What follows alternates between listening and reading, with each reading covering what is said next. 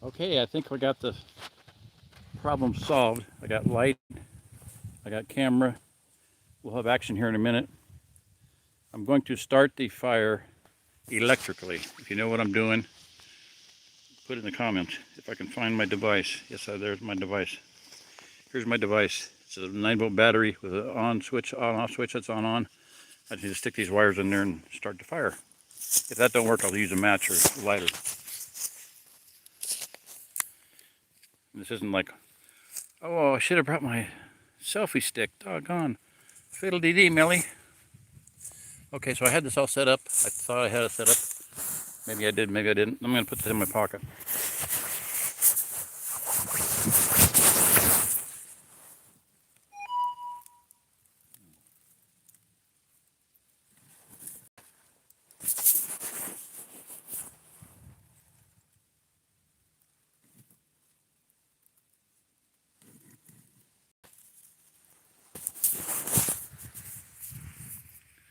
Okay. Got 2 wires. I should have, if I had more wiring, I could sit in the chair and do this, but I can't. I don't have more wiring. So here we go.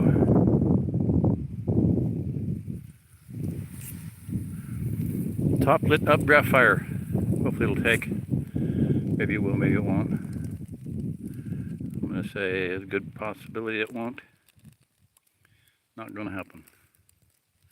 None of the combustibles. Oh, where's the grass? I should have stuck it in the grass. Oh my gosh, why didn't I do that? Stupid me, stupid me. I'm going to put this in the pocket. Darn it, darn it, darn it, darn it, darn it, darn it. How am I doing?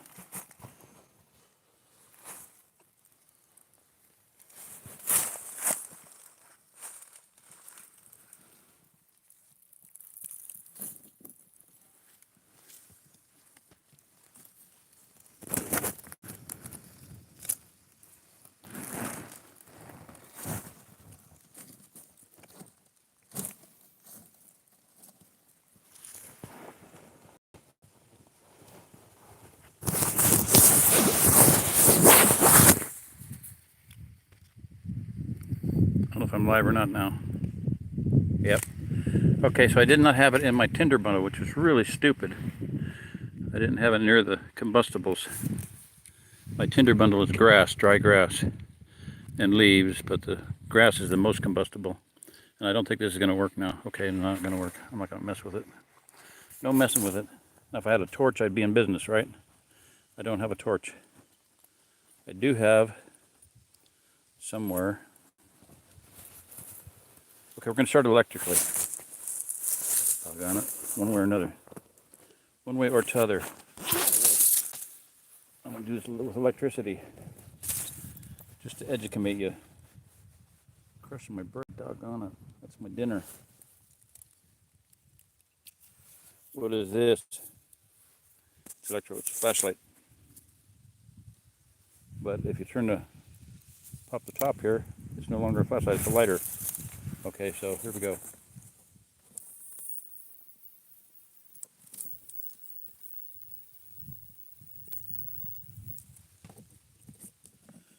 Come on, light. Light up, baby, light up.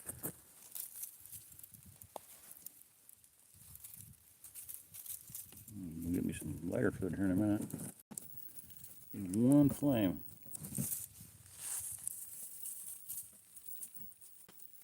We're gonna have electricity here in a minute. Oh, darn it. All right. Strike 2. Now,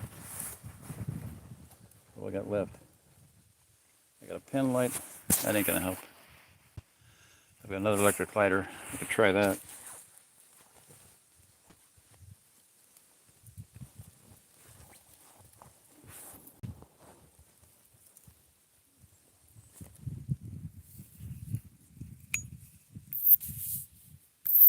If I got enough electricity in it, get this grass to start. I'm gonna set the phone down. Come on, baby.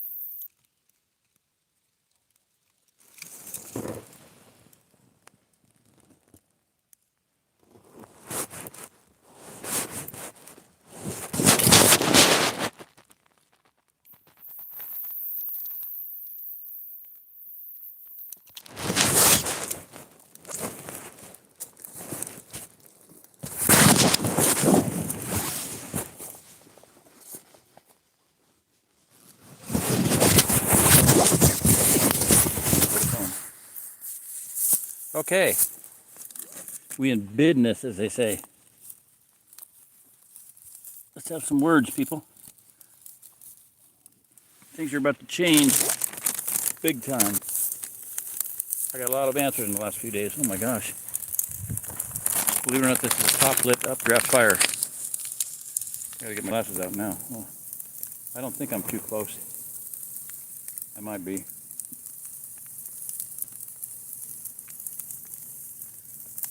Top lit updraft, yeah, right. I hope I'm gonna start a forest fire. Hopefully nothing explosive in there. Oh yeah, that's taking off. I have a rake and I have some water. I don't have no water. I need to go get water pretty quick. That's getting pretty hot. And that's a dry tree right there. Oh my gosh. It's a dry, dead tree. I think I better take some fire safety measures here. I'll leave the phone on. You can watch my disaster unfold. No, it's not a disaster. Not yet, anyway. I have gloves. Kevlar gloves are fireproof. Where do I put this thing? I'll put you on the chair. I think, oh, that ain't gonna work. Get my selfie stick. If I had that, I would be nice. I don't like the tree. Oh, I'll need this one.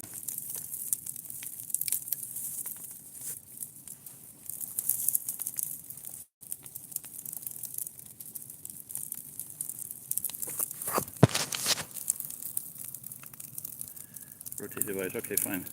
Other than the fact that it's getting kind of warm, I think I'm okay. There's sparks and stuff, but as long as the grass doesn't light up. If the grass lights up, I'm in deep doo-doo. Maybe I should go get... No, I got a rake. I'm fine. I had a spray bottle I was going to bring out, but I had so many things to carry out, I forgot it. I got some coffee. Hey, in a pinch, a backpack sprayer will put out a lot of grass fire. And that's all I would have here is grass fire, so I could put it out. A rake is good. Shovel, not that good. Wool blanket will work. Water was great, but one time I started a fire and I got out of control. Not really bad, but I had a gallon of water. That's all I had. So I had a backpack sprayer on me, right? No, I didn't. I had a gallon of water in my mouth, so I just took a slug of water, and sprayed it out. Fanned it out. You know, like that. Coming at me. Don't worry about it. I'm okay. I've burned before here, so it's all pretty much burned out around the deal. There's leaves over there. I should have raked those in more. It's too hot and too close now to do it. I got a reflector behind me so that would be out of the wind. I put that there deliberately as a windbreak because I didn't want to freeze my butt off. I'm not going to freeze right now, but it'll get colder here in a minute. Okay, so anybody on here? Kenneth Lockwell. Hi, Kenneth. Who else has been on here? Let me check, see if I can figure that out. There's a way to learn that out. I'll learn more. Okay, welcome to live chat. 4 people are watching. I'm just saying things are going to change. There's a prophecy I'm sending out to people. I had a very strong witness of it because it's basically what's been happening in my life too. We are going to be going over the Jordan here. Jordan's going to go dry and the remnant are going to cross over. And everybody else is going to drown, or, you know, they built their house on sand. Sucks for them. I broke my phone for the 2 breaks. It hit a rock, doggone it. Screen's busted again. Fiddle-dee-dee. What does that mean? Live chat. Oh, Mr. Visible. Okay, I don't see anything. Nature Girl. Hi, Nature Girl, whoever you are. Ow, my knees are going to burn. I got to get out of here.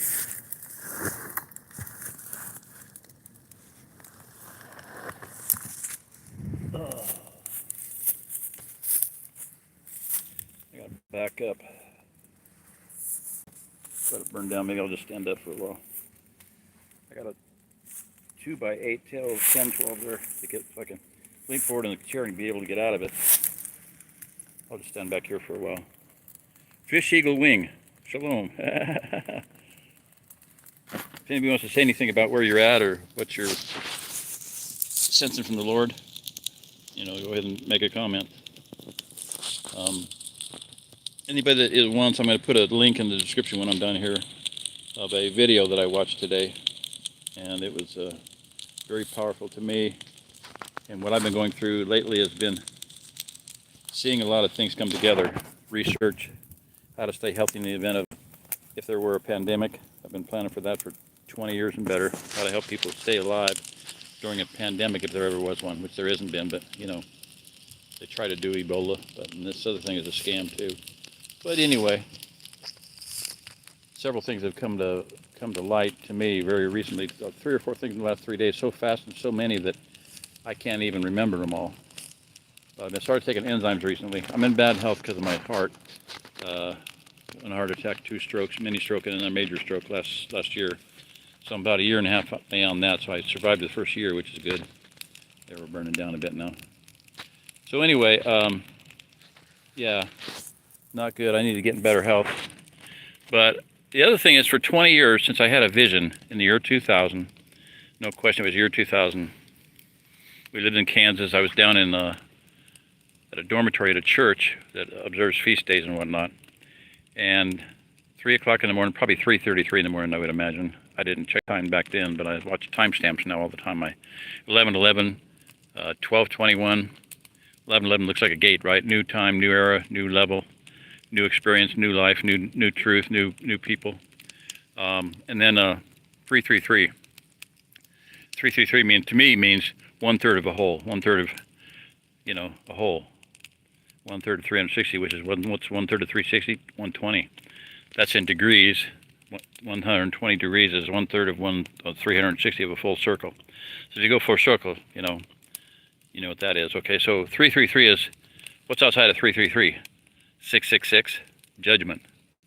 999 is the whole thing, but in fractions. But anyway, 333 to me designates a place and a time. 333 to me, time-wise, means get in the ark now. And 120 means where it is, 120 degrees. 1/3 of 360, 120 degrees. So the Ozark Plateau is 2 facing 120 degree angles, perfect 120 degree angles. I measured them with a construction system on a computer one day. And I've seen it perfectly on a news channel one time, a weather channel. I'm going to try to shine the light over there. See the tree over there? See if I can get it to show.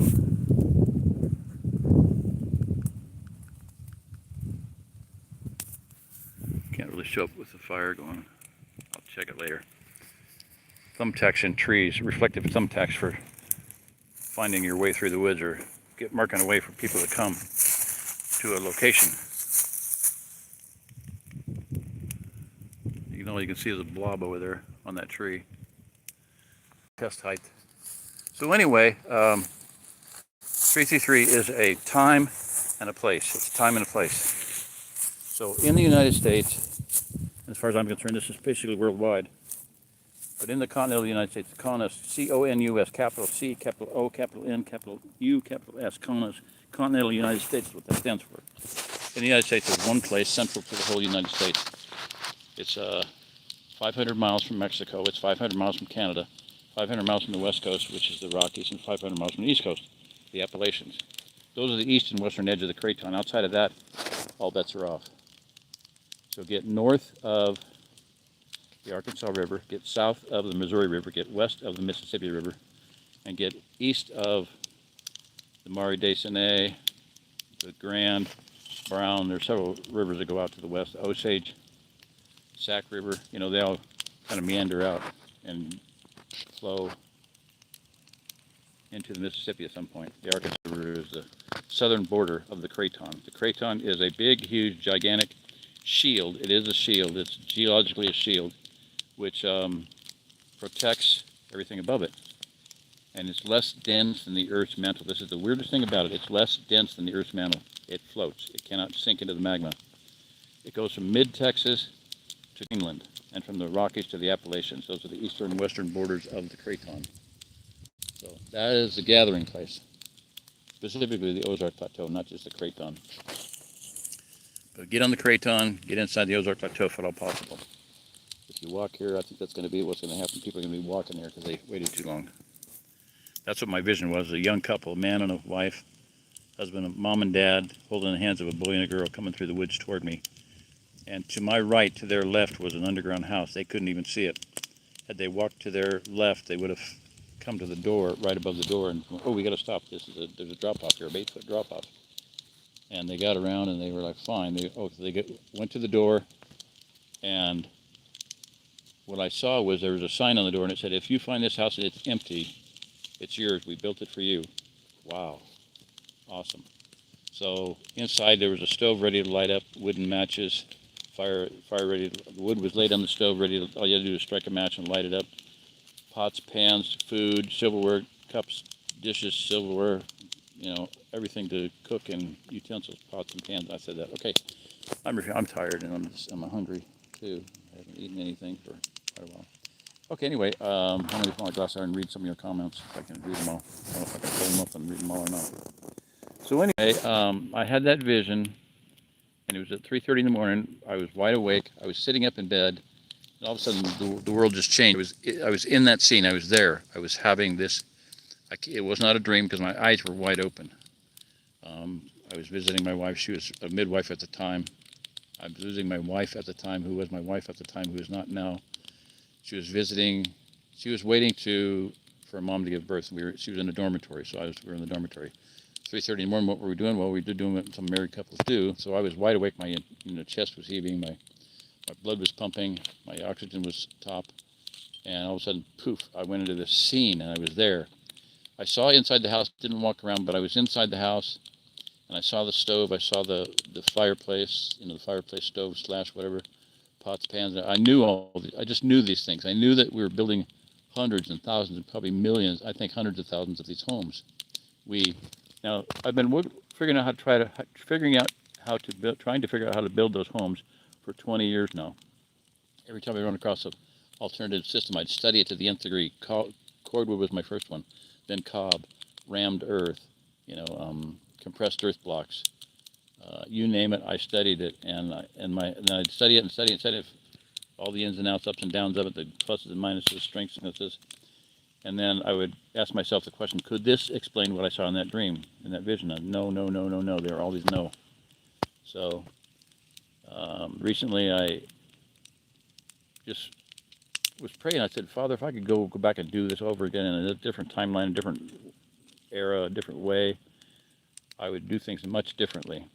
Number one, I'd start building, and first year I'd build an underground house immediately. And then there's a can in there. I hope it's not a fuel can. Or something valuable. Kind of weird. Hope it's not pointing at me. And so, I'd build one, and then I'd build another one, and then I'd build another one. So just yesterday, it came to me how this is going to happen. Hundreds of thousands, millions of homes are going to be built. And I got the secret to that. So I got the answer finally. After 20 years of asking and praying, Father, show me how to build those homes. Show me how to build those homes. I'm getting comments, and I'm going to start reading them.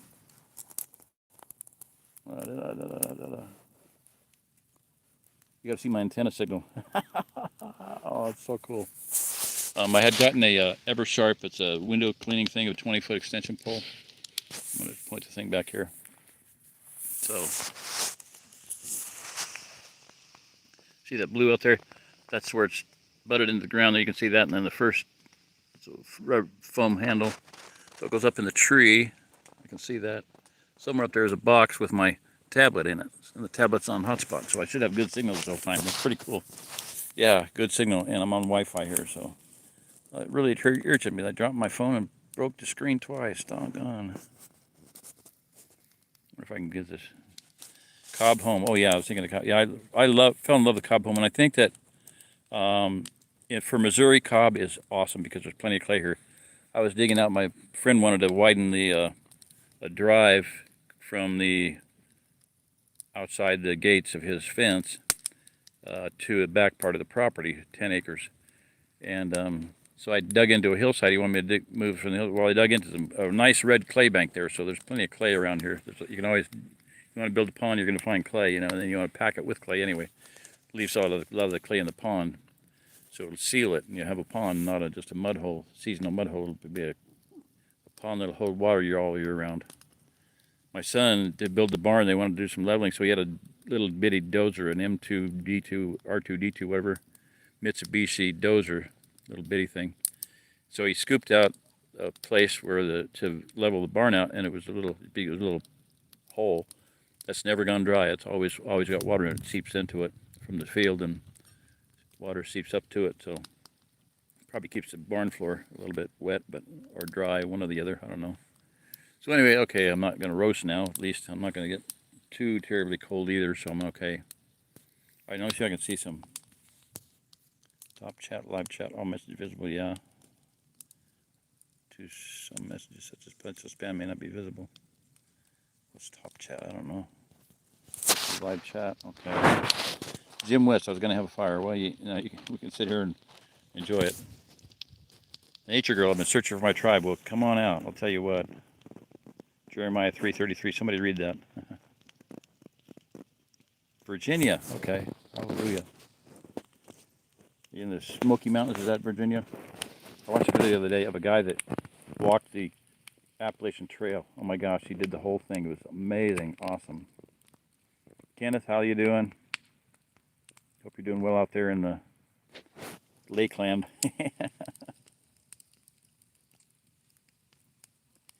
Sugar of the truth here. Yeah, this video I'm going to post, I really want everybody to listen to it very carefully. Everybody in the video is saying, can you translate this into Russian? Translate this into Spanish? I said, man, we're going to have to do it ourselves, you know. And everyone wants to script it out, and somebody said, just write it down. I'm like, well, that takes a long time. So hopefully someone will give the thing. Rocket stoves are cool. Oh, yeah, rocket stoves are awesome. I'm trying to do as many of those as possible. What I want to do, the thing I've done twice is what I call a Dakota Firehole in-ground earth thermal mass rocket stove. I built two of them twice. One with 4-inch pipe, one with 6-inch pipe. And they work phenomenal. I'm going to tell you this. I'm going to give them directives and, orders. We're going to call them orders, commands. Fine. But directives for the Ozark Plateau. I've got several playlists and videos, a lot of videos on that. You can look up, search how to get out of Babylon, and then after that put directives for the Ozark Plateau playlist. So, or just put directives for the Ozark Plateau. And they're directives, just general things that, biblical things that I think that are, just based on biblical principles. There's a problem with a lot of people. They read their Bible nonstop. I know I've known several people that read their Bible. They think I'm very unspiritual or not as godly as they are because they read their Bible so much. But they don't know the Bible. They have no clue of what the Bible teaches because they're constantly breaking biblical laws and they're constantly violating biblical principles. I mean, nonstop. One guy came here and I'd kind of set it up so that, okay, if he comes in by somewhere other than the main gate or comes in somewhere other than through me, then he's come in a different way, and it's a thief and a robber. Jesus, Messiah said that. So he did come in a different way. He didn't come in through me. Walked right by my trailer, went down to dinner with the couple that were here, and didn't tell me, didn't invite me, didn't say, hey, I'm here because of you. Come on down and have dinner. Let's talk. Nope. Anyway, 2 weeks later, he was dead. I'm not saying it was had any connection, but it was just very bizarre circumstances. From the time he left Arkansas to come here, he completely changed his story. He was going to come here and help me and do this and that, and he had a awesome phone. He could do video, and he was techie online. Could have been a big help, but nope. He changed his thing, and he wanted to totally change his goals and plans, and he wanted me to go run off with him on some what I considered a wild goose chase. He kept me up for several days on end, and I was very, I was in poor health because of my stroke and heart attack. So I finally went, this is not cool. You've been deprived me of sleep for about 3 days on end, calling in the middle of the night, calling all night long. It's happened twice now. The last person I brought here did the same thing to me. And so got here, wanted me to run off to some crazy mission that God suddenly told him to do. And I was like, sorry, I'm not going. I'm not in good enough health. I don't know if your RV works, if you're going to leave me out stranded out in the middle of nowhere in the heat. It was very hot that day. So I didn't go. I refused to go. 2 days later, he was dead. So I think that people listen and they think that God's speaking to them, and God's not speaking to them. It's, Paul says, if we or an angel of light preach any other gospel, and a lot of people are preaching and hearing other gospels and hearing other messages, and they think God's talking to them, but he's not. That's my take on it, okay? Now, if this guy, I think very clearly he had been listening to, and he had an awesome testimony. I'm not going to go into any details, but phenomenal testimony. I mean, several people I've been on phone with. A married couple. The first one was an hour and a half one night, and then another hour the next day. I mean, I was on the phone with both of them. They were asking questions, this and that, and the other thing, and then all of a sudden, um, we got disconnected, or it was done. It was done. So anyway, next morning the phone rings. First thing in the morning, it's a wife, and I said, "Didn't you get enough last night?" No, I want to ask more questions. So they asked more questions. Anyway, that was 2.5 hours. And I talked to a stewardess, blessed sister. Oh my gosh, her husband divorce situation, and he was trying to kill her basically. I haven't heard from her for years. Her name is Renee. If you'd pray for her, dear sister. So, Kenneth, how you doing? How are you doing? I'm okay. 911. How are you doing is 911. That's about where I'm at. 911 emergency situation. Okay. That your timestamp answered your question. My throat is going. I'm not gonna last much longer here. I got water and I got coffee, but I don't know if that's gonna handle it. So, where was I? Bunny trail. Somebody chime in and tell me what I was talking about. People doing evil. They're not hearing from God. They're hearing from an angel of light. And the enemy is very intelligent, very brilliant, and one of the most powerful, most evil cow bull. Should have brought my shofar. I forgot my shofar. I apologize. Renee, yeah. Oh my word. Pray for that woman. There's people I have lost track with. Mindy Wolf. She's from Virginia, I think. I'd love to hear from her, but hundreds of people I've been in touch with. They've been in touch with me for a while, and then poof, they fall off the earth. One lady I thought disappeared. Literally, her email went bad, her phone went bad, and I thought she was dead. What's the temp outside? I don't know. Of course I do. I got a laser thermometer. Hold on.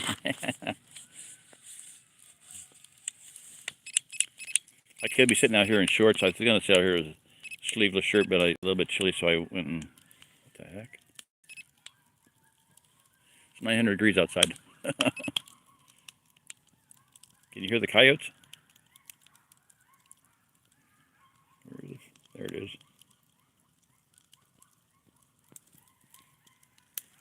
Why is I can't see that? Don't tell me my battery went dead. 923 degrees. That's not cloudy. Okay, temperature outside. 55 on the ground. 56, 53. Air. The tree over there is 53. That tree is probably 53 too. 55. Just point up in the air. I don't know if that does anything. 13 degrees. What in the world? 16? Must be chilly up there in the air. It must be the moisture and wind chill. Oh, that is so bizarre, guys. 12 degrees Fahrenheit. I don't want to go up any further. My tablet's going to get cold up there. My tablet's going to freeze to death up there. 12.8 degrees. That's Fahrenheit, too. I hate these people I not hate them, but it's irritating when they're giving all these, it's 16 degrees Celsius. I said, I don't care what it is Celsius. Tell me what it is in Fahrenheit. 60 degrees Fahrenheit. Okay, let's go up. You can't hear no coyotes?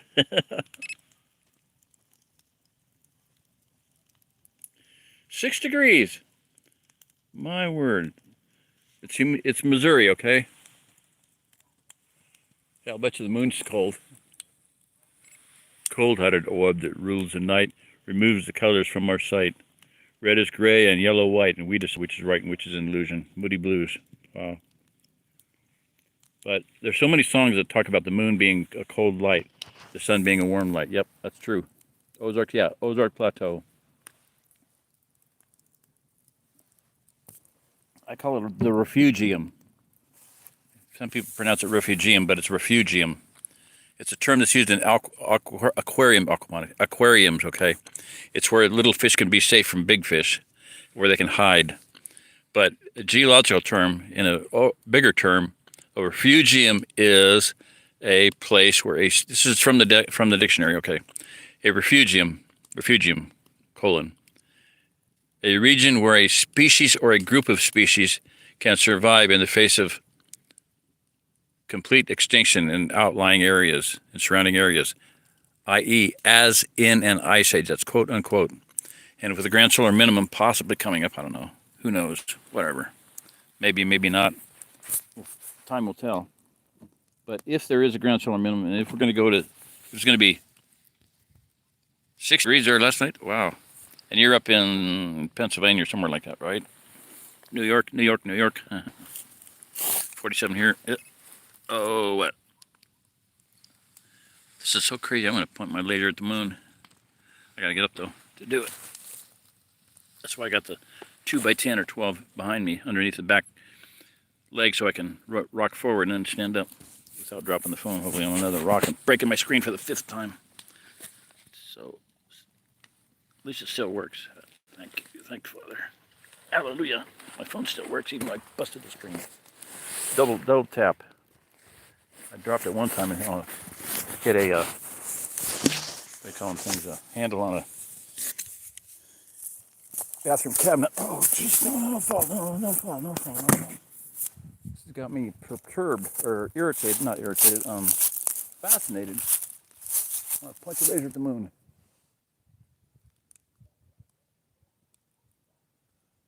No. Oh my gosh. -1, -4. Ice crystals. Can you imagine what it would be on a night when it's actually going to be cold here and about Saturday? It's going to be up 19 degrees. I'm going to do that. I'm going to get out here and point it up the air. Sheesh.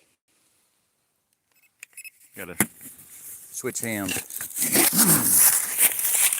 I'm not too stable on my feet, so I got to be careful. I don't want to fall and smash my head on a rock. Okay, that's got to be behind it. -5. -6. I can't aim it at the moon. I don't think I can still hold the phone. I'm losing my balance doing this. Okay, there you go. Oh, okay, that's the moon. Cold-hearted orb that rules the night. Yeah, it's the moisture in there and the wind up there. It's cold. I can't wait to try this on a really cold night. I'll say this. 2 times I've been camping up in the Rockies. And 30 degrees below zero, right? One of my bright ideas was to improvise a teepee. I'd fallen in love with teepees, so I built a teepee out of a blue tarp. No skin, no fire inside, no nothing. Anyway, it was cold, but we had a huge fire going, about that big. Then I got warm, so I unzipped my Air Force flight coveralls, threw them back behind me, unzipped my coat, threw that, opened up, sat around the fire, having a good old time. So my 2 daughters were with me. My son, Ian, always misses the survival experiences in the Diamond family. He sleeps through them or whatever. Yeah, the ground, I know that, but whatever.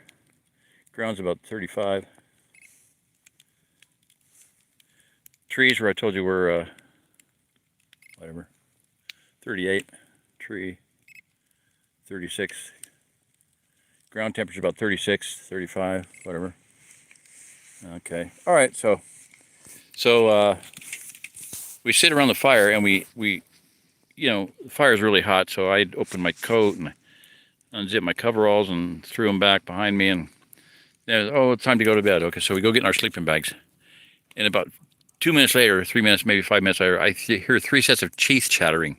One of them's mine. Just literally chattering really fast, So I knew all 3 of us were shivering. I said, okay, girls, get up. Get up to the fire, build the fire up. Had something hot to drink. Moved around, got our body core warmed up and went back and slept. And we slept through the night. So Ian, kind of a innate survival thing with him. He sleeps through things. What you want to do if you're out camping, this is another guideline, okay? If you're going to camp and if somebody's pursuing you, you don't want to just camp.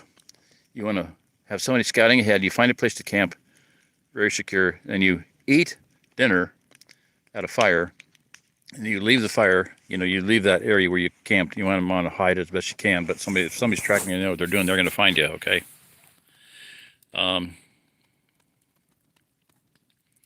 Yeah, moonshade, I'd like to try that too. You're right. Everybody's seeing that. So anyway, Oh, I think I know who Reek is. Is your first name Kay? Okay. So anyway, you want to have a dinner, hot dinner, eat dinner, put the fire out, and then you walk ahead about an hour or so to your campsite. But you're gonna have a hot meal in your belly, hot coffee, whatever. Take some with you in a thermos. Get in your bag, your sleeping bag, do whatever you can do to keep your body core warm. What you've done is you've prevented somebody's gonna get there after dark. They're gonna find your campsite, but they're not gonna track you in the dark. So that's a survival little trick. Not trick. It's just a rule of thumb. That's a rule. That's a directive. Do that. Anyway, the idea is whatever you're doing, whether you're going to camp out where you're at or whatever, but eat dinner, drink something hot, get in your sleeping bag immediately. Don't lollygag around and diddle around and talk till all hours of the night just because you're having a good old time. So back to this Rockies and stories. Twice I've been up in the Rockies at 30 below zero. That was one of them. And we survived the night. And another directive guideline is get double zip together sleeping bags, top to bottom, side to side, whatever. The reason that one time we were up camping and I had two sleeping bags, I zipped them together. They were right and left. They were slumberjack bags. I have my three oldest children with me. My daughter was probably 8, 9, 10, I don't know, something like that. My son she was 8, 9, or 10. He was 6, 7, or 8. And then my baby daughter at the time I'm going to say 2 years old. So 2, 4, 5. Ian was probably 5, and it was probably 7. So, yeah, right in that. So the baby is next to me. Ian was in the longer, so he's next to her, in between the two daughters. And then Anna's on the far side, and she was pretty long at that time. I slept diagonal in that sleeping bag, never touched one of the kids, and all of us were really warm. Okay, so that's a good way to stay warm at night. 2 or 3 bodies in one sleeping bag. If you're a married couple, whatever, all more fun. You have plenty of room to create more heat with friction. So that's one of my bucket lists someday. What the hell? Okay, so anyway, laugh, haha. Don't spill your coffee on. Don't mess your keyboard up when I'm funny. So yeah, I need more wood on the fire pretty quick. Sleeping bags, stay warm. Get your body core warm. Stay warm. Another thing about double sleeping bags is if it perchance somebody falls in the water, stream, lake, or whatever, and ice, river, whatever, and gets wet, you got to warm them up really fast. And if you don't have a fire, the only way to do that is to get them in a sleeping bag or undercover as best you can, and just get body heat to body heat. You got to both strip down, seriously. I watched the movie James Franco, Tristan and Soldier. It's based on an old play or song or music or whatever, Tristan and Soldier. And usually it's Tristan is I don't know. He was the guy, and Isolde was the girl in there. It's a crazy romantic medieval love story.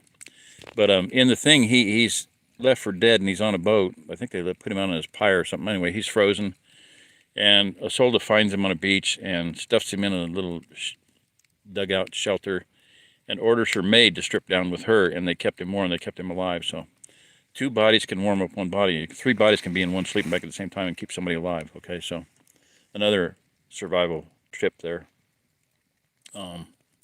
It's biblical too. If 2 lie together, they have heat, and if 3 lie together, a 2-fold cord, a single cord is easily broken, but a 3-fold cord is not easily broken. So 3 bodies will produce more heat. Every body produces 250 BTUs per hour. So if you had 500, you got 750 BTUs per hour in a sleeping bag, double sleeping bag with 3 bodies in there. So, all right. Every time I look at my phone, I see the brakes. There's three new brakes on it. This pinpoint shatters, along with the one I already had on there. What does that say? 3, 3, 3, 3, 3. Okay, so where else are we at? Any more questions going on here? I don't know. Sounds cold? Not really. I don't know. It's, I wish I had pray about a few things for me, if you would. I would really like to find my Carhartt coveralls. Today I was watching an old video that I just posted. It was a old video that I did on a winter tour, last January. I think it was January 2nd. What did I call it? I don't remember what I called it. A lot of people are going to die because they thought they were smart enough to think for themselves, something like that. So I had my coveralls on. I had a leather glove on with the fingers worn out of it, and I had my leather coat on. I don't know where the leather coat is. I don't know where my coveralls are. And right now I can't find my best gloves. So I'm kind of whining, you know. I'd like some cheese with that wine, baby. Okay. All right. So anyway, yeah. Are you in the mountains up there, nature girl? Or are you used to cold weather? Probably not. You know, it can be cold weather anywhere in Florida, Texas. Like Texas about froze their butts off last year, and a lot of huge amounts of damage, billions of dollars of damage. I know. I should find some shade here and check that shade thing, but I don't have any shade. Yeah, we'll check that one out sometime. I've been wanting to do that. You know what I heard? If you can shoot the gun where the moonlight hits, then compare that to moonshade. Yeah, there ain't no trees around here. Oh, there is, but not much. Okay, moonlight.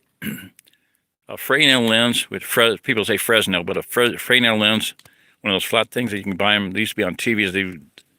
Thousands of them have been thrown away on the garbage dumps. But if you can find a TV with a flat lens on it, a lot of them were Fresnel lenses.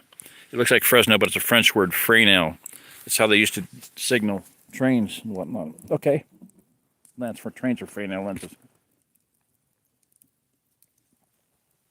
So you open the refrigerator. You lay a freezer or get a chest freezer, put it outside, put water in it, or just, you know, buckets of water, bottles of water, put a Fresnel lens over it, and leave it out in full moonlight.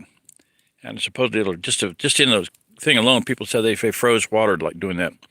But in a full moonlight with you know, like a full moon and a Fresnel lens, I think it'll increase the freezing capability, and you have ice every day. So, just a thought. Survival tip number 5. I have to go through and count these up. Okay, so it's about time for me to fix the fire. I wish I had my thingamajig out here. My doohickey. What do you call them things? My tripod selfie stick. I have a tripod selfie stick and I don't have it out here with me. It's really stupid. I'm going to put this phone somewhere. Use my gloves. Rotate. Scoot, scoot.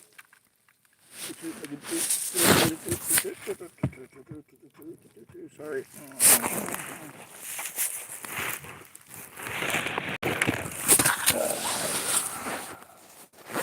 Okay. Let's see if I can get my bucket.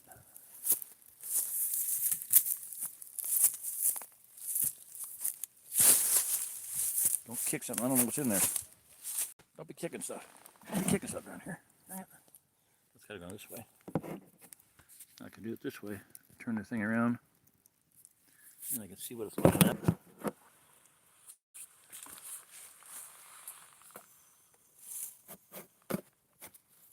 Fire, where's fire? Fire over there? Okay, there we go. We good, we good.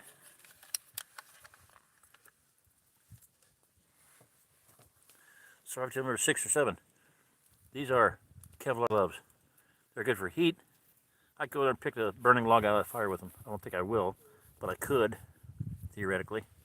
And I think that this rubber stuff on it is probably not rubber, it's probably silicone, which silicone is basically fireproof too. So they're good for heat, good for cold. Pick up a block of ice and never feel it. I don't know about that, but I'm going to put these on just for kicks. Just another survival thing here. Anybody know how I started the fire? Tried to start the fire? With electricity, other than the Tesla lighter. Okay, stand up. Come on. Survival tip number 7, have a walking stick. You can get fold up or collapsible ones at Walmart. But walking, this is a cross-country ski pole. I'm gonna hiking with it. I fell. Would have fallen flat on my face, but I fell on this thing full force. Pretty good fall. It bowed out about 45 degrees. Did not break. Didn't stab me through the chest and kill me. My full weight, 200 pounds, falling. It kept me up.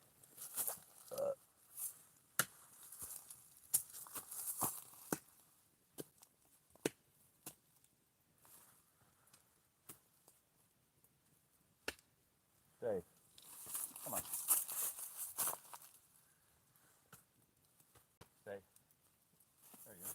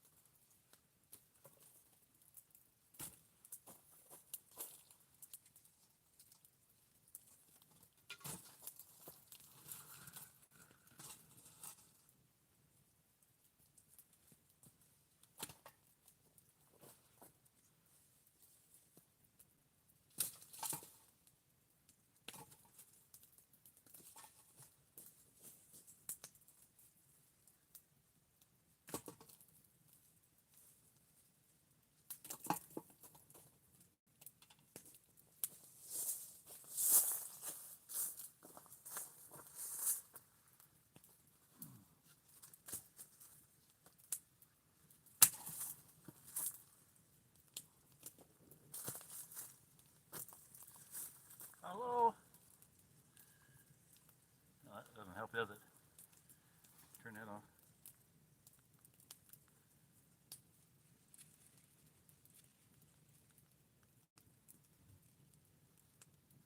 It helps to know which button is which for flashlights.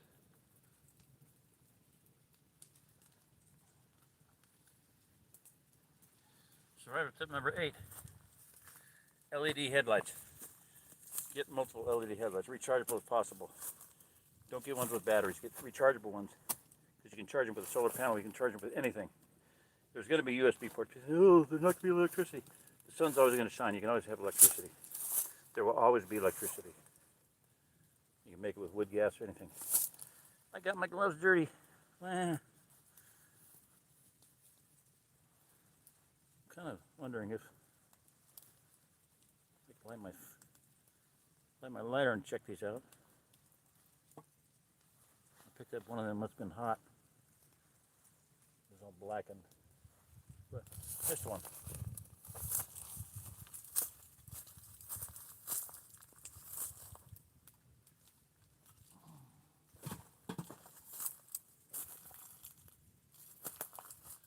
Who's great yete? Okay. Man, I'm ready to have a drink. I need a drink. What movie is that from? Tell me. I need a drink.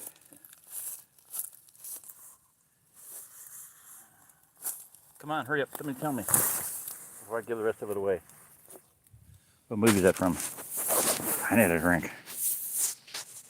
Come on. You do I look retarded or what? Okay.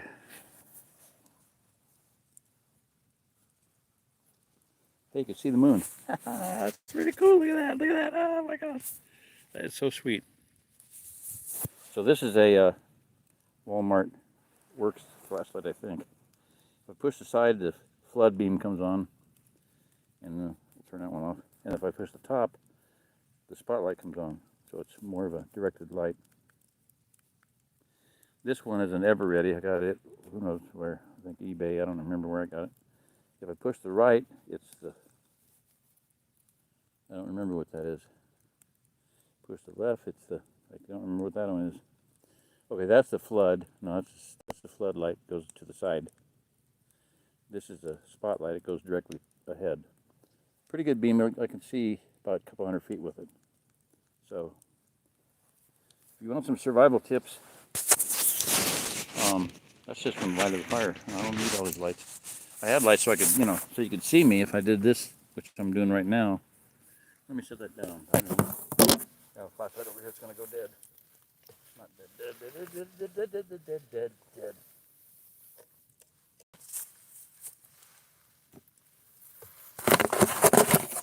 Just remember, mostly dead is not all dead. What movie is that from?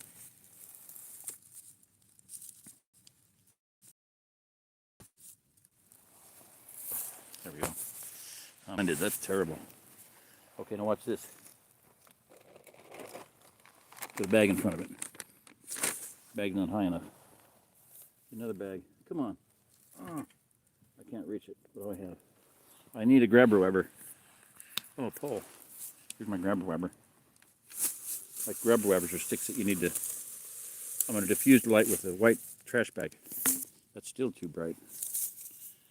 2 layers of trash bag.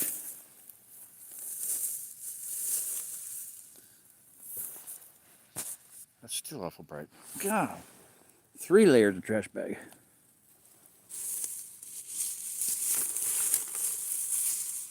Crinkle it up. Multiple layers. There you go. Not so bad there. That's still about as good as a fire. Okay, so where was I? It means rewind. Where was I talking about? Headlights, LED headlights. Okay. So survival tip number 7 or 8 or 9. I think it says 9. LED headlights. Read people who have been through crises before. Get your head wrapped around the things that you're going to have to put up with, things that you're going to have to endure. And one of them is a guy named Ferfal, F-E-R-F-A-L, Ferfal, not F-N-F-A-L. F-N-F-A-L is Fabrique Nationale Fusil Automatique de Guerre. That's the Belgian-made John Browning design assault rifle, 308 caliber. Stupid United States government said, no, we don't want it, go somewhere else. So he took it to Belgium, and they made it. It's called the firearm of the free world, the right hand of the right arm of the free world. 70 countries in the world use it. One of the most best rifles ever designed in the history of mankind. Although General Patton, George Patton, said that the M1 Garand was the greatest battle weapon ever designed. Well, it was until Browning designed the FNFAL and Fusil Automatique de Guerre. That's short automatic rifle. Fabrique Nationale, made in national short automatic rifle, FAL. Oh my gosh. Don't get me started. Okay, so what am I talking about? Furfowl. Furfowl, he survived a collapse in Argentina, and he was single. And then he got married and had a child and survived the 2001 collapse. Complete and total utter collapse in Argentina, where you let your dogs and cats out, they didn't come back. People ate them. You let your kids out, they didn't come back. People ate them. Okay, that's how bad it was. And he said that a LED headlight is worth its weight in gold. Okay, because he said you try to wash dishes or do anything, fix a car, change a battery, whatever, do anything with two hands, you can't do it. You got to have a headlight. You got to have an LED headlight worth its weight in gold. So people buy headlights, buy rechargeable headlights. Both of these are rechargeable. I just plug them into a USB, micro USB, and boom, we got electricity. The lighter that I tried to use, both of them electrical lighters are blah blah blah. And I did actually start it with one. What is that? My dinner, my bread. Darn it. I'm gonna eat an apple here in a minute. Our Tesla lighters, you know, they have a cross. Where is it? Should be in one of my pockets. Did anybody say how I started the fire? Tried to start the fire at first. It didn't quite work. Anybody know? 9-volt battery. Come on, somebody say it.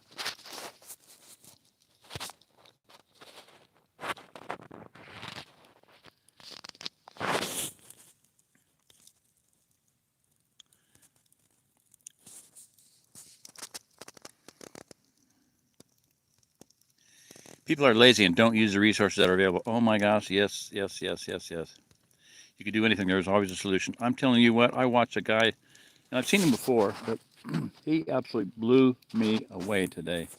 Russian guy living out in the woods. Max Aguirre or something like that.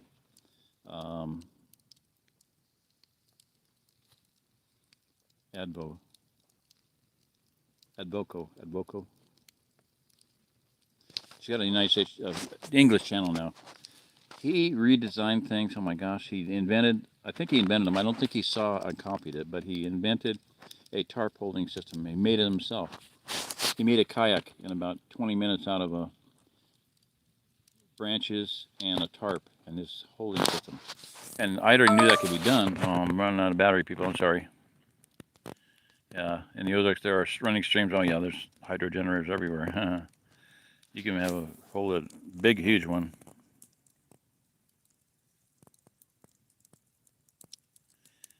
$10 kW generator of those mini trampolines,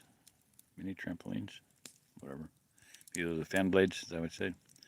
Headlights are lifesaver, absolutely. How did I start the fire? Come on, people. Anyway, this Russian guy, the kayak was cool, but I'd seen it before because look up Nate Shelter Systems, survival tip number 10, Shelter Systems, and they sell a thing called Grip Clip. I'd like to spend $5,000 on them. I'd like to put in an order of $5,000 someday, or maybe $1 million. But you can connect two tarps. You can make a kayak. You can make a catamaran. You know, a double kayak catamaran. What do you call them things? Pontoon boat. Whatever. Steel wool. Yeah, there you go. Okay, yeah. Okay, so get back to that. 4-aught steel wool. 4 zeros steel wool. You have to. I didn't take my time. I should have spent a lot more time doing it, but you got to pull it out so the filaments are very fine, very spread out, very spider-like. You touch it with an 9-volt battery, poof, you got fire. I had it too clumped up and it just melted it down. Once it fuses together, it doesn't work anymore. So I did get it going, but I did use my lighter to do it. Steel wool, and a battery. You character, you. Battery. Like your survival tips. I'm full of survival tips, yeah. Survival tips that we need to obey. Back to the rest guy. You can do anything. There was always a solution. Yeah. What was the most? I mean, this is ingenious. Oh, beekeeping, people. Beekeeping. Watch this guy. Beekeeping. Oh my gosh. No contact bees. He raises bees in plastic jars that he gets. The people throw them away, right? He uses 5-gallon carboys, 2 of them put together to make a big beehive, and puts panels in them. He made his own separator, I think. But you can raise bees in your apartment, in your house, and not get stung at all. Wow, yeah, amazing. So this guy is just so inventive, so genius. Think outside the box. That's survival tip number 11. You have got to be able to think outside the box. If you can't think outside the box, you can't think of a different way to do it. Like this guy said, Reek said, there's always a way that you can do anything. There's always a solution. Yes, there's always a solution. Just put it in your head. What I do is I put something in my head. I need this, and this is what it looks like. The commercial thing looks like this, like 2 spikes. Okay, tell me this: a U-shaped spike, a spike, a nail, and a crossbar and a spike. Okay, get 3 of those, and what can you do with them? You can connect 3 logs together vertically, and this guy does that. This Russian guy does that. What does that do? That gives you a Swedish torch. What is a Swedish torch? Swedish torch is basically a rocket stove. You can drill into it. I'll do more of those. I have a Makita lineman drill, lineman drill, with a 7/16 drive. Lineman drill is like a big hammer drill, and a 18-inch long Milwaukee 1-inch bit. That's the biggest one I can get. But you drill into a stump vertical, drill into a sideways, and I did one. I didn't even have to do anything. It was a hollow stump that had it's a J-tube rocket stove. You watch my video on that. Phenomenal. Rocket stove is so cool. I lit that thing up. I got it. It took me all to get it going. Once I got it going, that thing burned every single thing. It was completely gone. There's nothing left but ashes. Every single bit of it. Not a piece of wood fell out. I had on a big rock outside in front of the cabin. It was a snowy day. Look at that video. It's phenomenal. It was a basic J-tube rocket stove. The second I saw it, I went, this thing is cool. The holes are already drilled. I don't have to drill nothing. It lit up. Once I got it going, it burned it completely down. Nothing was left but ashes. Nothing.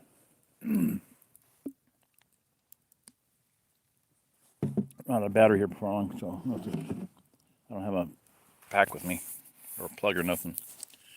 If I could have found I've got a work light from Walmart. Work light. What do they call them? Work? I think they're all work. Yeah. Work, W-O-R-K, I don't know.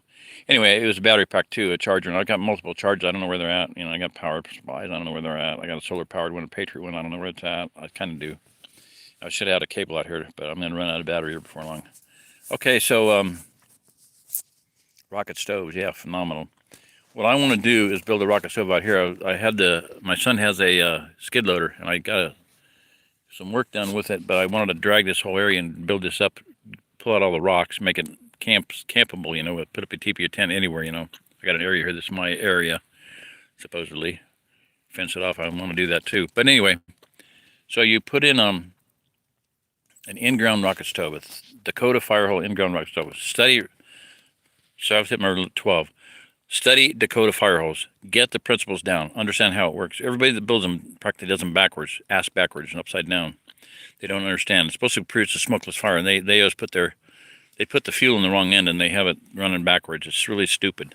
Okay, so understand that principle. Then understand rocket stoves. Well, you build a Dakota Firehole rocket stove. I did it with take an elbow, a stovepipe elbow, connect it to a T. Okay, the elbow goes vertical down the end, goes over, and then connect it to a T, so that you got the T coming up and the other part going out. And then connect a pipe to that other end of that, and put a T on that end, and then put a vertical pipe out about 4 feet up. Okay, so once that vertical stack heats up, you're going to have a rocket stove, basically. You're going to hear a because the flames will be very noisy. And the flames will go sideways. Watch my videos. One of the first videos I uploaded on YouTube. Got about 120, 200,000 views on those. But they're on my main channel, how to get about them. But they're also on if you look up Jerry Diamond, they're under that channel, and you can watch them on there. But that's the easiest way to find them. Just look up Jerry Diamond rocket stove, in-ground, Dakota fire hole in-ground rocket stove, something like that. Trench rocket stove. Study those. Learn how to do them, because you can have a smokeless fire, a slow, like if somebody's chasing you, if someone's on your trail, you want to be able to cook with no smoke and no smell. So a Dakota fire hole produces a pretty much smokeless fire. Once you light it up, there's going to be a little bit of smoke. Once it gets going, it'll be smoke-free and smell-free, odor-free. So rocket stove burns completely, no smoke, nothing but water, vapor, and carbon dioxide. No smoke, no smell.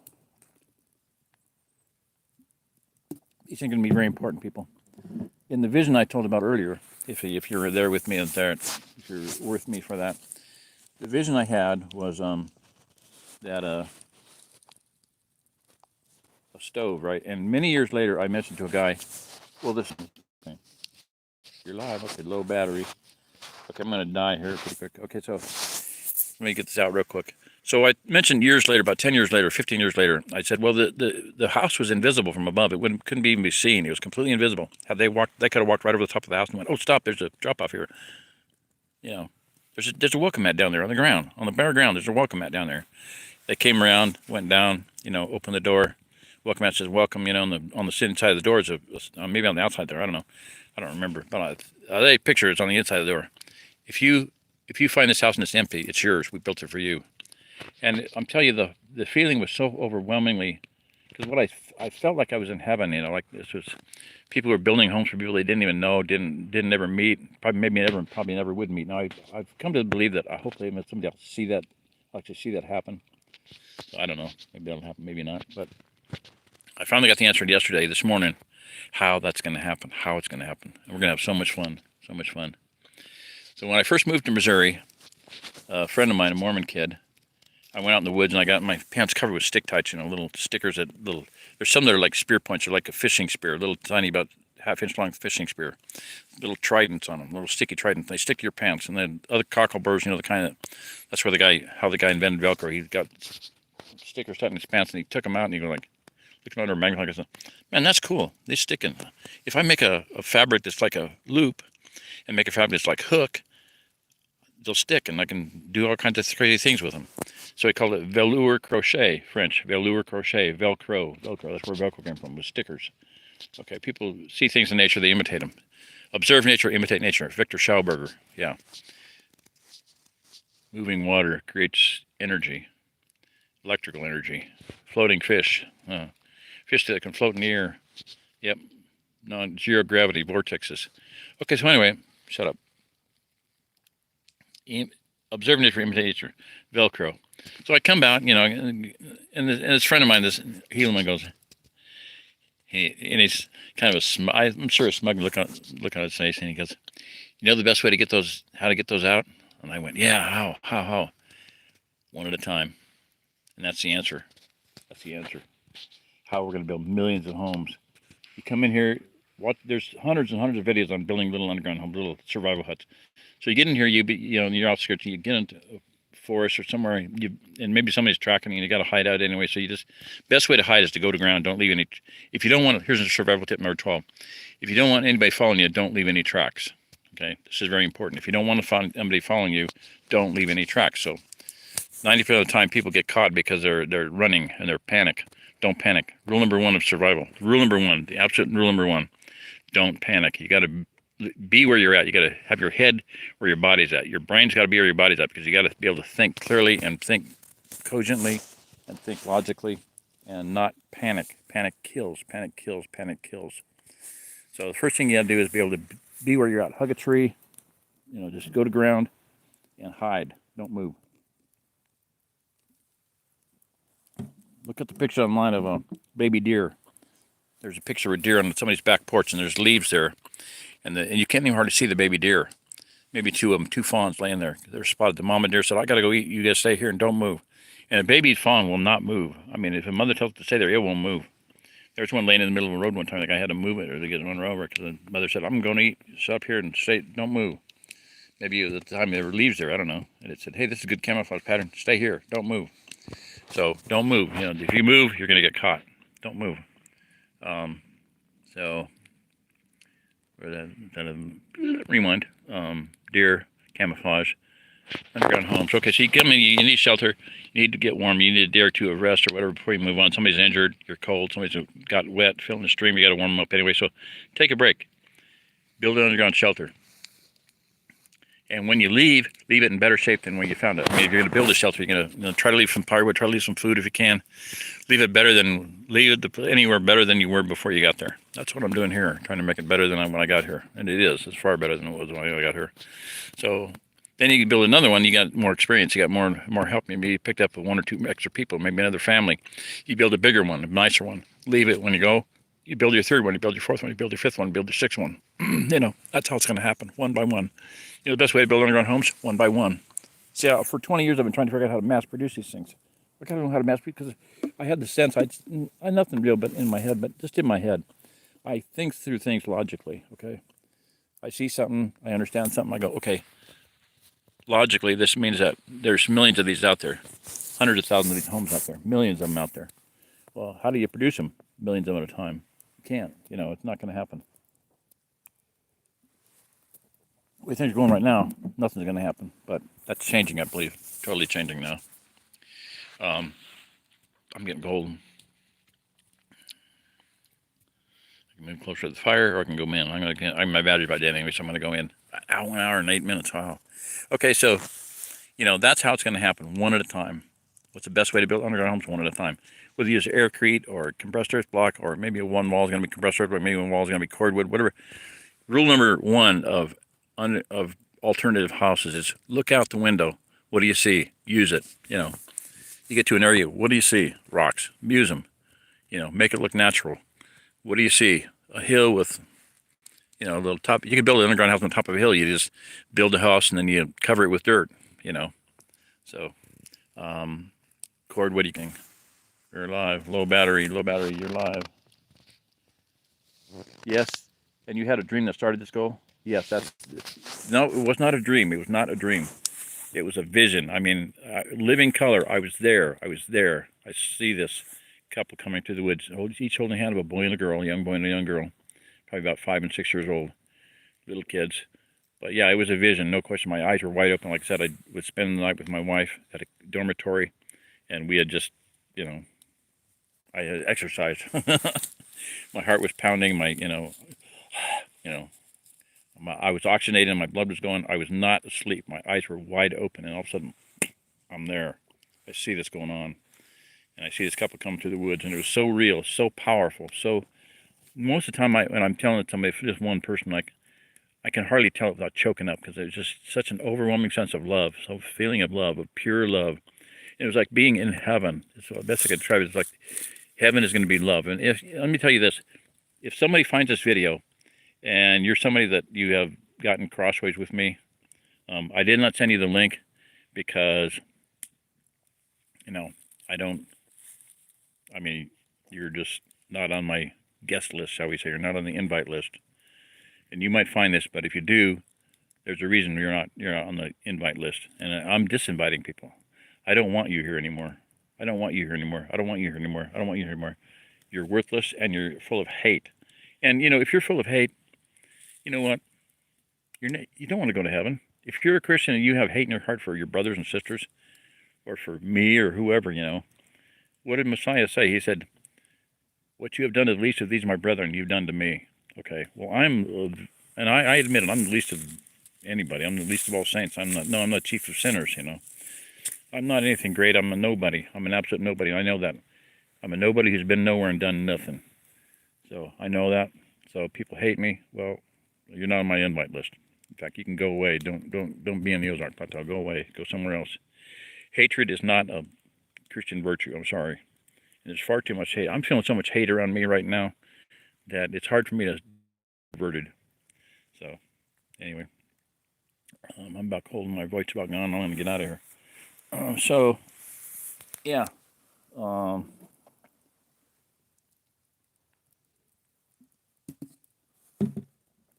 are we at? Invites.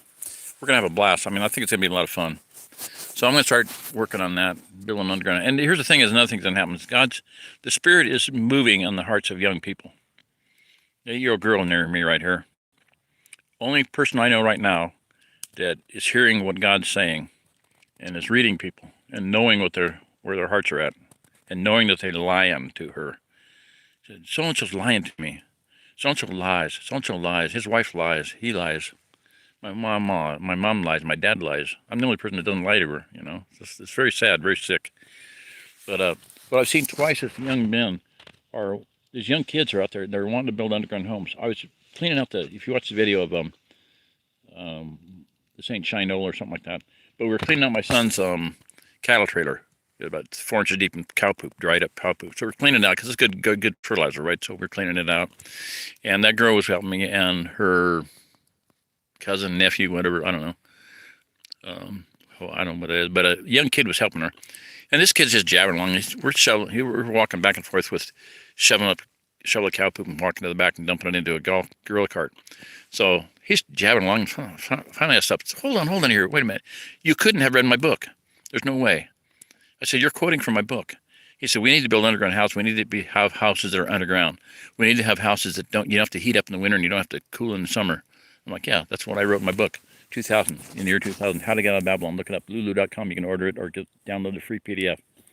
And I used to have a website. You can still go on the website and read it. I'll put a link on it here, but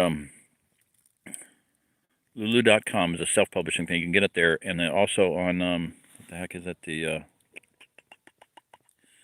Wayback Machine. If you know what the Wayback Machine is, that's webarchive.org. You can go on WebArchive and find my website, the original website, and it's the book in clickable. You can click on it, read the forward or preface, click on the next one, next chapter 1, 2, 3. Click on each chapter. You can go next, back. Okay, and then the epilogue, afterward, whatever you want to call it. I think it's called epilogue. But you can read the book there. But in that book, I talked about underground houses, earth-burned underground houses, because if it's dead of winter and it's 50 degrees inside your house, you're not going to freeze to death. You're not going to get cold. 40 degrees is very survivable. I'm telling you, 40 degrees is okay. It really is. I lived in a teepee, single pole teepee tent, single pole teepee tent.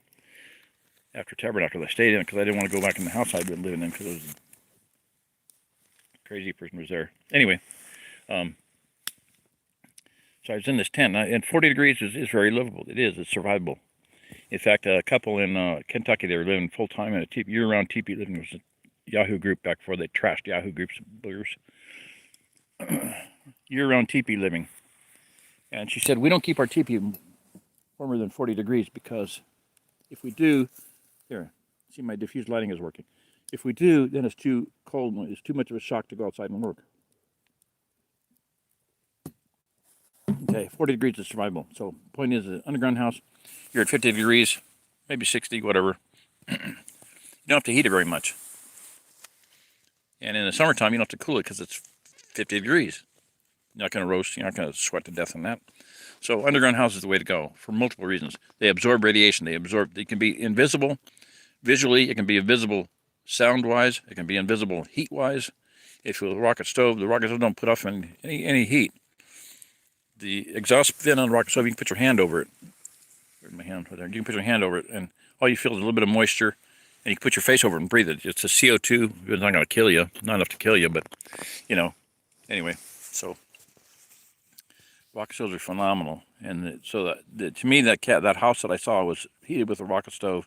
The cooking was complete, no smoke whatsoever, and no visual. Even if a drone was overhead with infrared, you wouldn't have seen it unless you, because the exhaust port, even the camouflage, I'm putting under a tree and putting some camouflage foil there, to diffuse the heat even more. What little heat there was, it could be completely invisible, audibly, visually. With aircrete, it could be completely invisible, heat-wise and sound-wise, completely invisible, non-detectable. So, like I said, about 15 years after I had the vision, I was saying, well, the thing was invisible. You couldn't see it from above. Well, there's probably a good reason for that. It hit me like a ton of bricks. I'm like, yeah, what I saw in that vision was what we have to do. In order to survive, persecution and surveillance, we got to be underground. It says, people go into caves of the earth and, pray that the rocks will fall on them or whatever. So, yeah, we need to be underground, no question. It doesn't have to be a cave. It just needs a cave-like place, I'm calling it good. Okay, good night.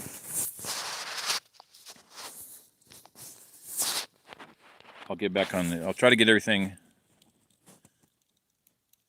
I have a copy of that book from the hand of the author. Who? My book, are you saying? Yeah, it was a vision, not a dream. Ma Nature has rules. She supports all other is foolish. Yeah, yeah. And remember this: Mother Nature always bats last, baby. Well, one thing I said in my book was that a lot of the archiving something I need to deal with. Yeah, I need to deal with that. You can get with me on that, or email me. Back to where we're at. Quick. This is important. I was this week too. You was this week too. How? Nature girl, what? You were what this week? I was this week too. Oh, whatever. Okay. Oh, you were looking into archiving? Yeah. Okay. Yeah, we'll talk about that. I want to actually have a forum on it. I think it's very, very important. There's a lot of things going on there that below the surface that are not. I don't think it should be. Okay. Back to what? Dream? No. Mother Nature. Oh, Mother Nature back out. So in my book, I said this. A lot of the judgments that are talked about in Revelation seem to be earth-oriented judgments. You know, earthquakes, famine, pestilence, whatever. Okay, earth-oriented judgments.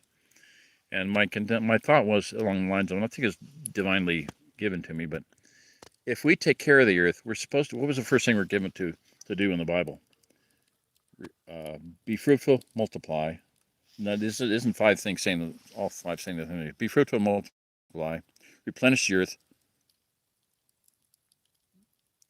subdue it, take dominion and subdue it. Okay, five things. It isn't like have kids. No, replenish the earth means take care of it, replenish it, recharge it, rebuild it. Okay, whether that's soil, trees, don't destroy it, don't clear cut it, don't strip mine it, don't destroy it. And if we do that, if we have a good relationship with the earth, then I believe that we won't suffer as many judgments. And I believe that this area, the region of the Ozark Plateau, it's number one, it's the greatest survival agriculture region in the entire world. I won't say on the planet because this planet don't exist. Okay, it's the greatest survival agriculture region in the world. There's Russians here from all over the world because of that reason.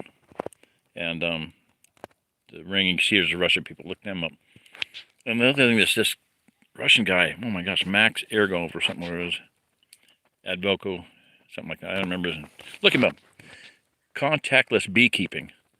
I mean, oh my word. And I asked him, have you read the Ringing Cedars of Russia? Because they advocate a system of keeping bees, and they're using hollow logs, how to build a beehive that bees will really like and to stay healthy. This guy has no problem with disease, no nothing, Okay, I think I'm dead. No, it's still going on, 120, 45, okay. Anyway, so yeah, beekeeping is important. We can keep pollinate crops. If no bees, no food, we're not going to have any food, so take stewardship of the earth, absolutely. If we're good stewards of the earth, we're going to be okay. And I think we'll have less judgment. So the area of the country that's going to be a good steward of the earth is this region, because there's springs. There's 2 billion gallons of water coming out of the ground in springs, not aquifers, not wells, springs. 2.5 billion gallons of the water coming. 2.5 billion gallons of water coming out of the ground every day in the Ozarks. Here's another fact, survival fact. 80% of the drinking water around the country has been flushed 2 or 3 times. Okay, you're drinking recycled water that has drugs flushed in it, urine, poop, whatever, dead fish, dead bodies. That's what you got in rivers and stuff, and that's what you're drinking. Water has memory. If they could use water for computers, you wouldn't have Silicon Valley would not exist. Your body is an ocean of water. 2 oceans of water in your body, interstitial and intercellular. Your cells are ocean of water, and in between the cells is oceans of water. Okay, the human body is 99% water. And you say, no, it's only 50 to 75%. Well, a baby is 75%, a woman's 60%, and a man's 50%. But the water molecule, the smallest molecules, right? The hydrogen atom is the smallest atom. H2, there's 2 hydrogen to 1 oxygen. It's the smallest molecule in the human body. By molecular count, the human body is 99% water. So drink good water, learn how to do structured water, survival tip number 13. Learn about structured water. I'd like to see every single well in the Ozarks shocked with structured water because it'll make the water structured. Okay, Victor Schauberger. Okay, so anyway, Victor Schauberger takes a brilliant device, designs a brilliant things for structuring water. And what do people use it? To steal money from people. Nothing's ever been done with other than on personal basis. Nothing commercially ever been done with it. You know, making structured water is just insanely stupid. Anyway, when you go to Walmart, you see this little yellow thing where you put a nickel in, it rolls around, and so if you film it with your camera, you can see three nickels at once, 3 times at once, 3/4 at once. It's going so fast as it's going around. That is a Victor Schauberger invented funnel, hyperbolic funnel for structuring water. If you structured water, we would all be healthy. There would be no disease if we all drank structured water. I'm getting so cold. I got to get out of here. I don't even know where my laser is. Okay, so I'm going to S-can this, shit-can this. We're going to news from the can. Watch the guy news from the can. R. Crosby Lyles. The Armageddon Line, watch that. That's on the Grand Solar Minimum.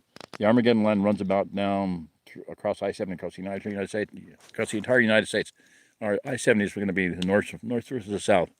Glaciers north of that, hell north of that, and south not too bad.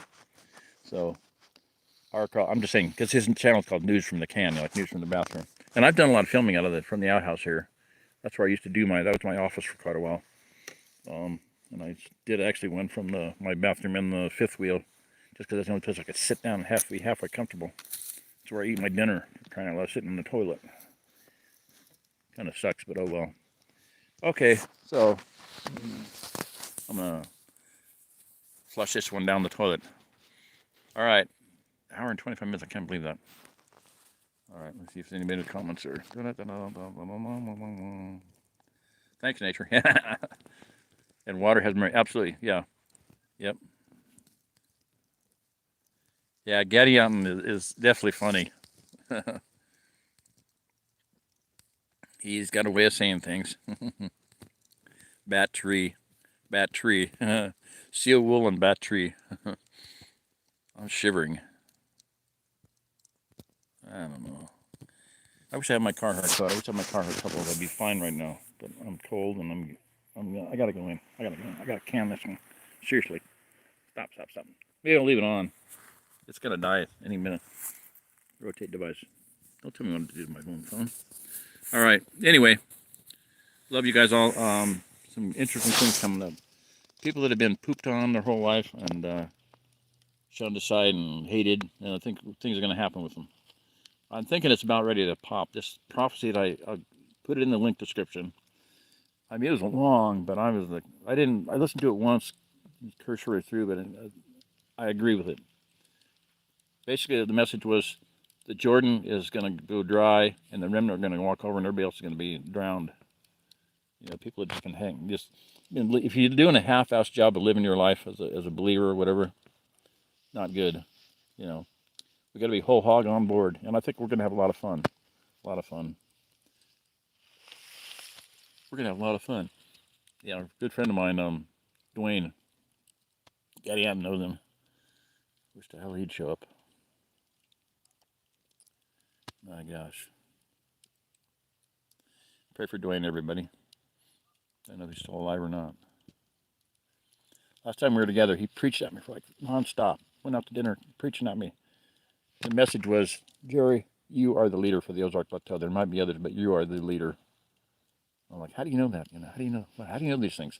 He knew a lot of stuff, you know, a lot of weird stuff. Grew up in a very strange situation down in Mexico. Yeah, knows that.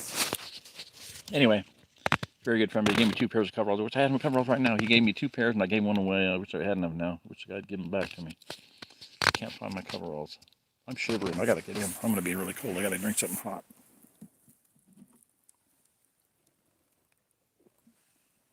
I'm gonna leave this here. Turn it around. Face the fire. Face the fire. Face the fire.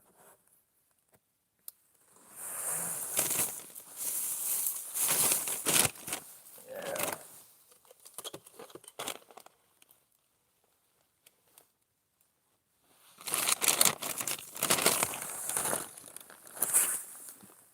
See that? Okay, there we go. I got one more thing I gotta do.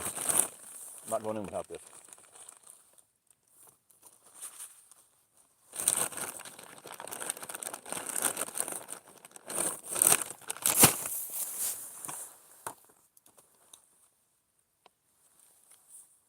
Grand prize to whoever knows what I'm doing right now. I'll send you a salt pipe or something.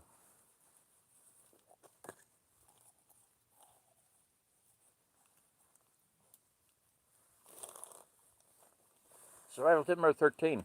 Salt pipes. Get a salt pipe. Make a salt pipe. Get a vitamin bottle. Make a salt pipe. Put sea salt in it. Himalayan, gray Celtic or something like that.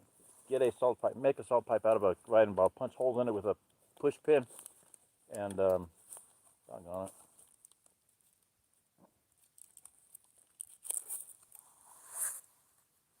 Punch hole in the bottom of a vitamin bottle. And, put sea salt in it and inhale through your mouth. Put the open end. Inhale through your mouth. Exhale through your nose. Oh, no, no, no, no, no, no, no, no, no, no, no, no. Headlight time.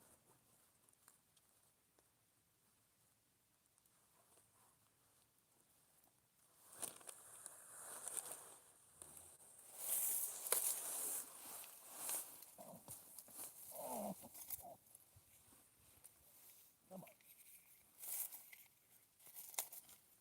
Grab rubber. Come on. Come on.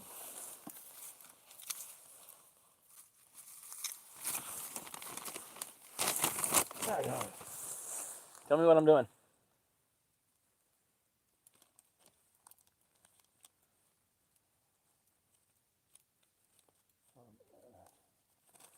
Clothes don't make plastic this way.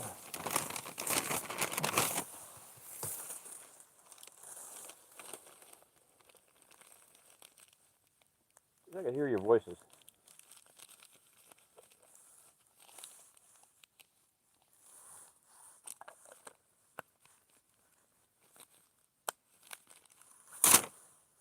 Tell me what I'm doing. Who's the first one to say? Listen to the noises. That's a baggie, quart baggie. Had a medicine bottle out. What was in the medicine bottle? I give you 3 guesses and the first 2 don't count.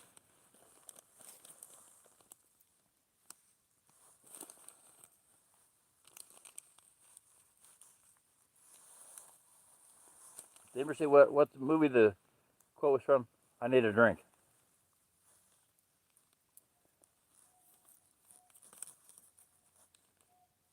We'll create a diversion. We'll have enfilading fire here. We'll have a defilade here. I need a drink. What's a defilade? What's grazing fire? I need a drink. What movie? Come on, quick. Here's another one, famous quote. 2 days ago, this is what hit me. Actually, about a week ago, I don't know. 3 days ago, let's say. Go back to the beginning. I actually did a search for that. Go back to the beginning. So I started, thinking about what was the beginning for me. Well, one beginning was the vision. The other beginning was when I became a believer. When I got saved. And I'm going to go back to those. I'm going to do testimonies about both of those. I'll talk about my vision in depth and detail and whatnot. Because that has been a 20-year saga for me. I mean, I kid you not. Anybody know what I was doing? Let's see if anybody's guessed. What am I doing?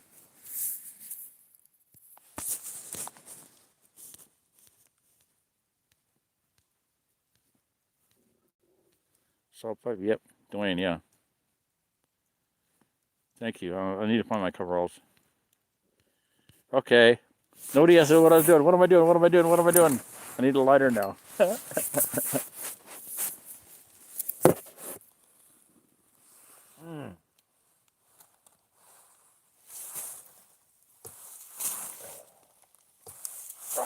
Come on.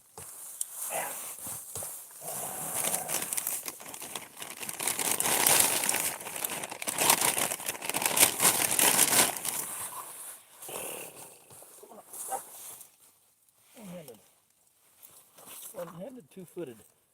What am I doing? Cradolas. How many lighters I got on me?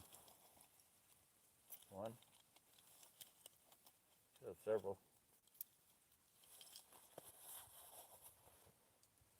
That one's not where it's supposed to be.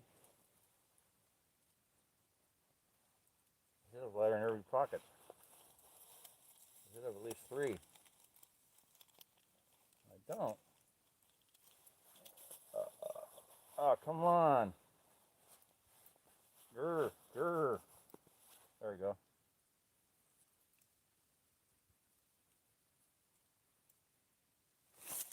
Flash them light. That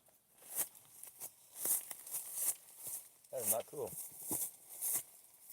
Flashlight. Pop the top. No longer a flashlight, it's a lighter.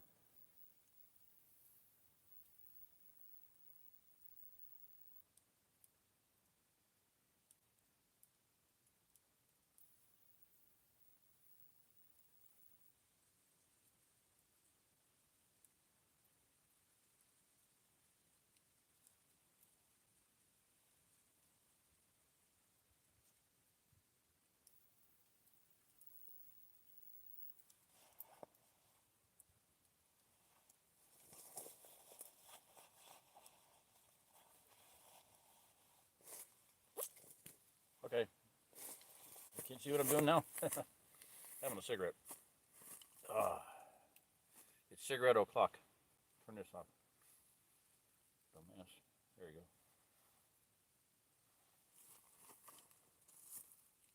Don't walk backwards and fall in the fire. Survival tip number 13, 14, 15, whatever. Don't come here and smoke cigarettes.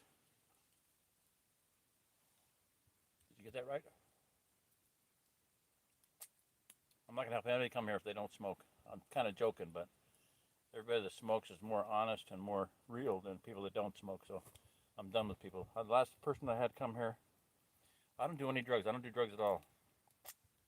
They're on route, Prozac. Yeah, you're not on drugs. My ass. I don't smoke cigarettes. I don't do marijuana. I'm not on drugs. Prozac is drugs, bitch.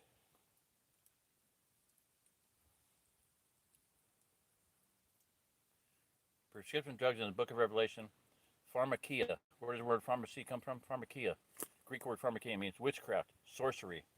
And the nations are deceived and polluted, poisoned by pharmakia. Who's poisonous right now? Pharmakia. Medical drugs. Where was the AMA created? Dachau and Auschwitz. That's where the AMA started. What were they doing in Dachau and Auschwitz? They created chemotherapy. That's what they were doing there. They knew what they were doing. Why did the survivors of Auschwitz look like cancer victims? Because they were cancer victims. They were killed slowly, painfully. They learned how to make money while killing people. This video might not be up very long. You guys might be the only one to ever see this video. I think I've said a few things that may not be approved. Anyway, people that smoke are honest. They're also some of the hardest working people in the world and smartest. So, whatever. If you smoke, don't worry about it. I've quit about 4 times. I'll quit the second my irritant is gone.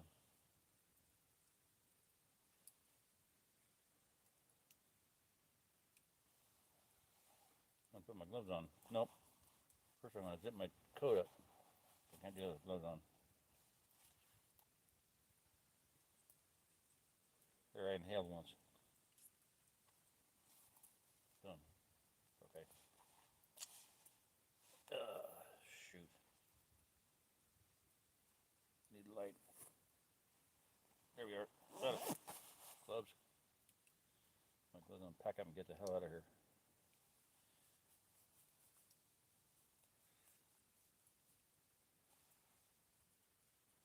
Ooh. Should have. I meant to get my wool hat too. I didn't. I just got a camouflage hat on. Not very warm. I got a hood though. I don't think I put the hood on with my gloves on though. Mm. Ah. Take glove off. Quit hood on. Come on. Ah. Ow. What's that? Headlight. Don't need headlight. Yeah, headlight.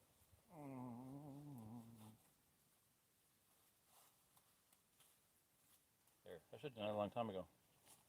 God damn it. Sorry about the slurring. That's what stroke victims do. Slur. Slur, slur, slur. Let's make a slurry. Cobb soup, Cobb soup. Straw bales, dip them in Cobb soup, and build a second story on your Cobb house. Yeah. Okay. Getty Ant knows that one. What is in there? Tape. Yeah. The duct tape didn't work. It wasn't no good, so I had some metal tape. That's what I put my tablet in a box and taped it to this rod. So I got to get that down. I'm gonna try to get that down now, maybe. I don't know. What the hell? What do I need? I got my little homeless cart here. Need a way to transport things. Survival tip number 15. Get a good cart. Because you'll probably be walking. Get good boots. Wear your shelter. Inuit Indians and up in Laplanders, north of the Arctic Circle, they can lay down on the ice at 50 below zero and stay alive because they have caribou skins, one turned in, one turned out. Their underwear is caribou skin with the fur in, and the other one is caribou skin out. That's why they look so fat and squat, because and they also eat a lot. Eat a lot of fat from caribou.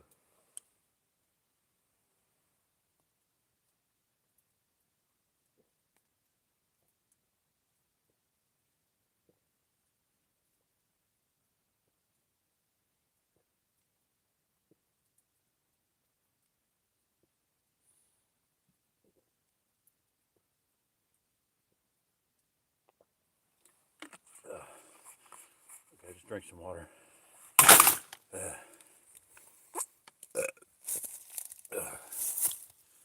Come on, visit, people. Don't fall. There's rocks around here. I gotta watch my footsteps too. I'm turning the light on because I gotta be able to see what I'm doing. Okay, good time to have a walking stick. There's my laser. These are